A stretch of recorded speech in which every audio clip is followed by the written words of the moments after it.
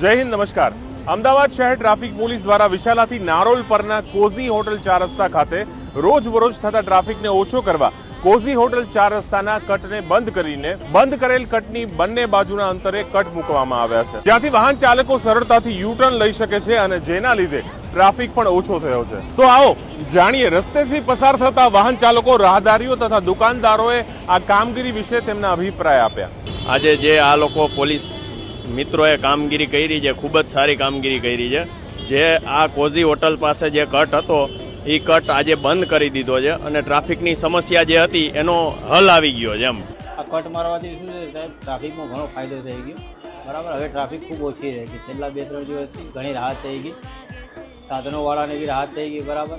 અને જે પોલીસ ડિપાર્ટમેન્ટે અહીં જે આ કામ કર્યું છે બહુ સારું છે અને આનાથી ટ્રાફિક 80% જેવું ઓછું થઈ ગયું છે।